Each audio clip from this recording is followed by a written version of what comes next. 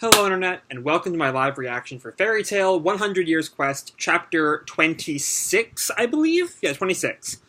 When we last left off, we had come to the town of some town, I think, was it Tekka? Was Tekka the town they were in last time? Where they ran into the Celebrity Guild Fairy Nail, which is basically just kind of like a simple version of Aedalos, where all the cast of Fairy Tail are celebrities now. And it was fun and light, except the chapter ended with the Urza copy, Urkis, on the train with them to Drag Seal, or whatever the town is called.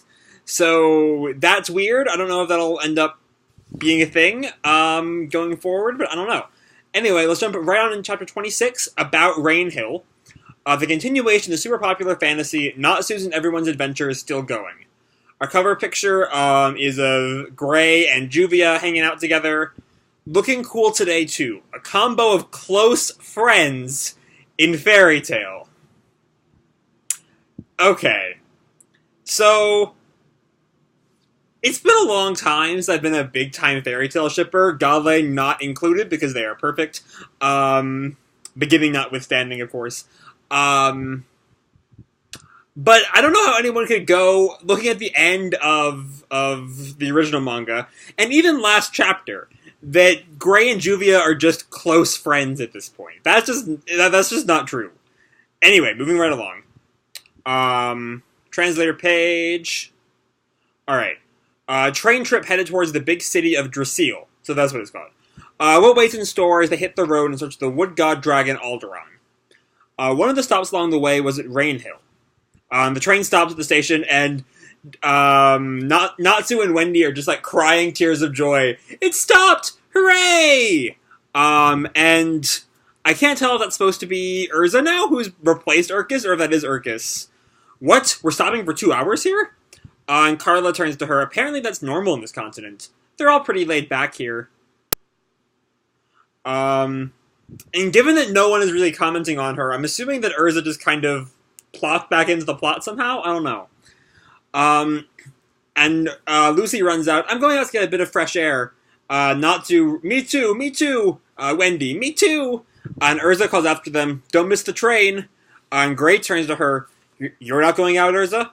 So yeah, it is Urza, who just randomly pops back into the train to Drasil. Maybe that'll get explained, maybe it won't. I don't know, it doesn't really matter, because that very much felt like kind of a light fluff chapter. Anyway, we've got luggage, so I'll just stay and keep an eye on it. And Gray kind of lays her off. In that case, guess I'll head out for a bit of a walk. And Gray is now like wandering through town and stretches. The air here is nice. Wendy can just have this to eat. And we see Wendy somewhere else, like, turns around. Huh? And then he notices someone. And it's Juvia? Oh no, it's alternate Juvia. Juvia! And, not Juvia, Glenn, dear. No, wait. You're from the Performers Guild in Tekka. Juvina. And, Juvina responds. If I recall correctly, you were Mr. Gray. You really do look just like my dear Glenn. Same for you. You're the spitting image of the Juvia I know. So that arc is somehow important, but not Urkis being on the train? I don't know. It's bonkers enough that I dig it, though. Nope. And, Juvina puts her finger to Gray's lips. Please call me Juvina, dearest. Juvina, dearest. Do you come to this town for a job? Yes. Do you know the kind of work I do? Well, and he, like, has an image of her as a pole dancer. Want to see? And she starts to, like, flash a bit of breast. Gah! I'm not really that kind of things. I'm kidding. I wouldn't do that unless I was getting paid. And Gray just randomly strips. That's one of the best uses of the Gray strip joke in eons. Like, that's just perfect right there. Don't surprise me like that. And Juvina's like utterly shocked. I'm the one who's getting surprised though. And Gray just notices what he's done. Crap! Where'd it go? Do you like stripping like my dear Glenn? And Gray puts his clothes back on. No. It's just an old habit. Does that imply that Gray's mostly gotten over his stripping? I don't know. Anyway, Juvia looks at him. Ah, it's over. What about you, Juvia, dearest? It's weird how comfortable Gray is with calling her dearest. Admittedly, we haven't seen much of Juvia and Gray post the Alvarez War, besides that one little comment they had at 5:45 where they talked about their scars. So maybe they're just more comfortable with each other now? Because, like, the Gray of especially pre-Alvarez would not have called anyone who looked like Juvia dearest. But I don't know. You're a lady and all. Doing that in front of people, isn't it embarrassing? Not really, since it's a job I enjoy. I see. And Juvia just looks at him. What's that look? No, it's nothing. Ah, I've got it. I just have mixed feelings about a bunch of other guys seeing my... Fuck. That's a cough. Alright. I'm back. I just have mixed feelings about a bunch of other guys seeing my beloved Juvia naked, right? And Gray blushes and looks away. Of course not. You resemble her, but you're different people. You didn't deny the part about loving her, though. Gah! Is Miss Juvia your lover? No, our relationship isn't like that. So then you're free at the moment. And Gray looks over surprised, and Juvia grabs his hand. Let's go on a date. Whoa! Oi! They're eating at a restaurant together, buying clothes. Juvia is shocked at Gray just randomly stripping, and they're just all in all having a good time. Is this gonna replace Gruvia? I swear to God, if Mashima makes Gruvia non-canon and Gruvia canon, I will laugh until the day I die. I don't think he's going to, though. That's just so funny. Now they're off looking at off a little terrace onto the city below. Very reminiscent of their conversation right before Agile attacked Magnolia, way back when. Anyway. So what's the deal with always calling you dearest? Because I'm a star, of course. Huh? More importantly, are you not curious about my relationship with my dear Glenn? Not really. Come on. Doesn't ever really look at me. And Gray looks at her, probably seeing the images of himself and Juvia's relationship. I'm constantly putting on my moves, but the reception's so cold. I'm on the verge of giving up. And Gray is now sweating now, because he absolutely knows what this is like. That's unfortunate. He should know how I'm feeling. You're such a jerk, Glenn, dear. Sorry, I guess. And the word jerk is now just, like, weighing over Gray. At the most important times, he's always avoiding me, and Gray is now just, like, downcast. But it's fine. I want to love more than I want to be loved. Because that's what makes me happy. And Gray looks at her. Makes you wish there was something to do about guys who aren't clear about their feelings. Yeah, if they hate you, it'd be so much better if they said it. I don't hate you! And Gray is fully put himself in Glenn's shoes now. And Juvia looks at him. Ah, no. I was talking about Juvia. Uh-huh. I see. You're saying you're just like my dear Glenn, then. And Gray kind of smiles and looks down. I care a lot about Juvia. But right now I'm not good enough for her. I wonder if that's... Maybe it's just because the anime got to, the Gray Juvia Invel stuff recently. That's on my mind. The memories of that incident weighing down on him. Because we saw it back in 545, he was upset with himself for being responsible for Juvia's scarring. So maybe that's a part of it? I don't know. But Juvia turns away. And when will you be good enough?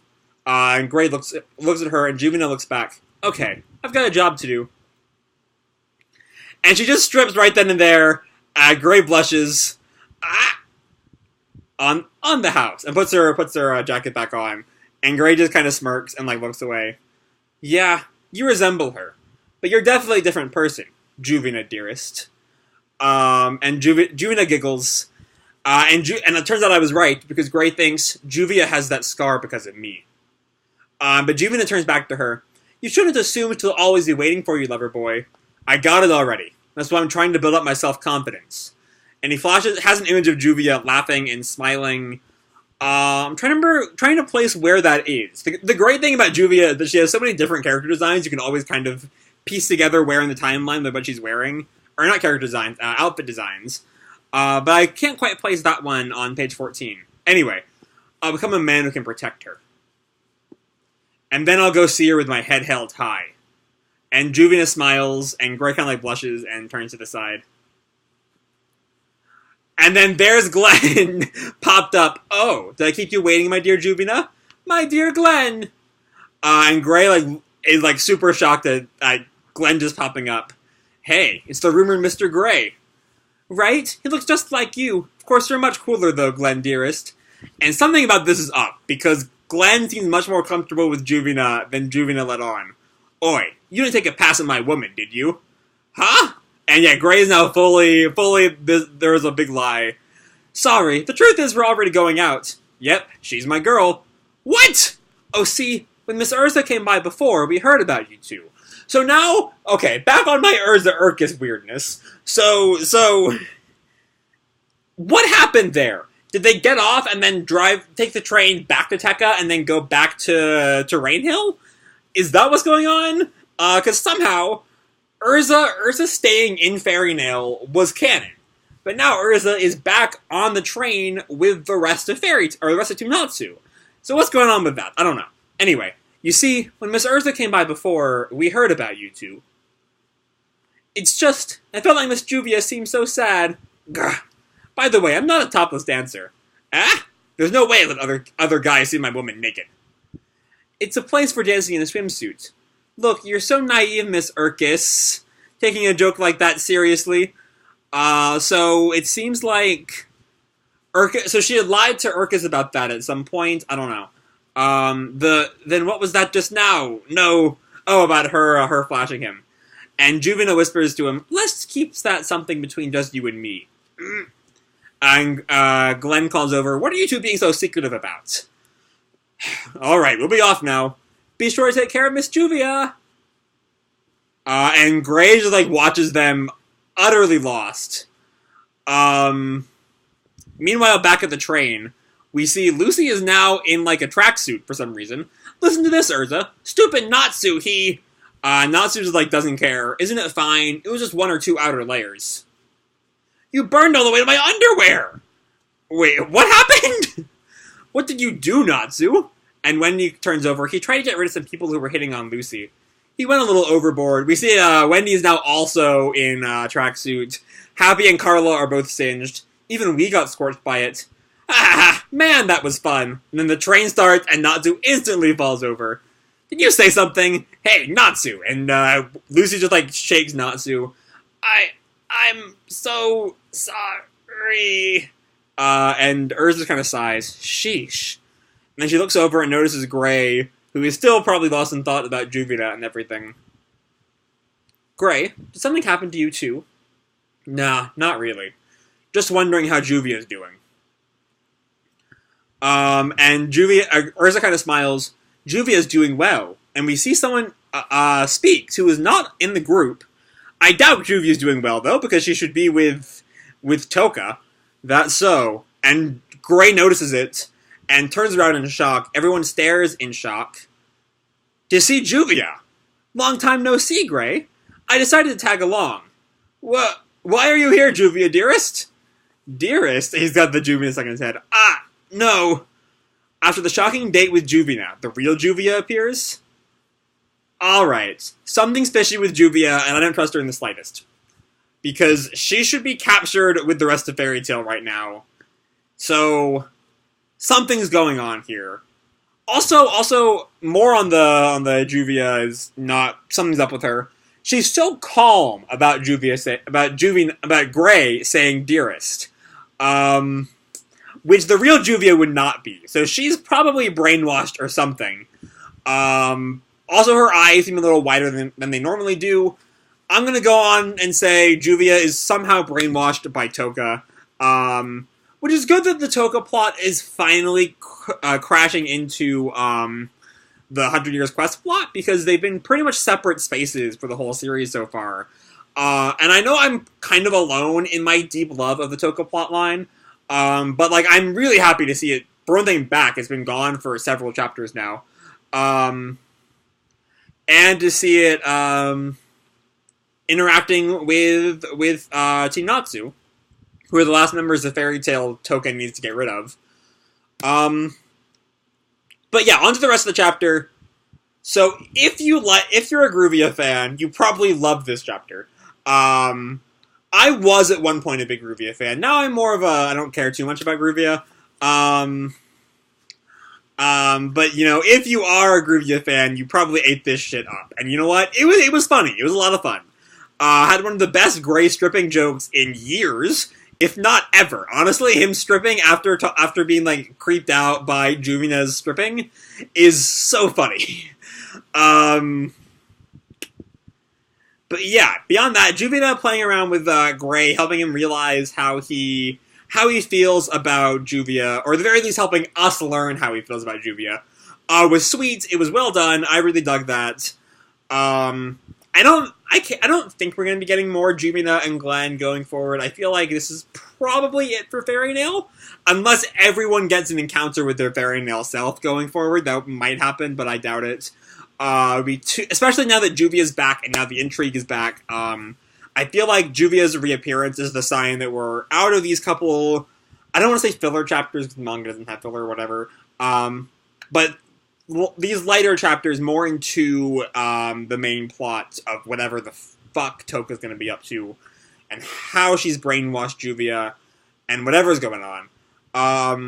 But yeah, that's really all I have to say for this chapter. Hope you all enjoyed the chapter and the video itself. If you did, feel free to drop me a like or subscribe, or, you know, do whatever makes you happy, you know? And remember, your life is your own, okay?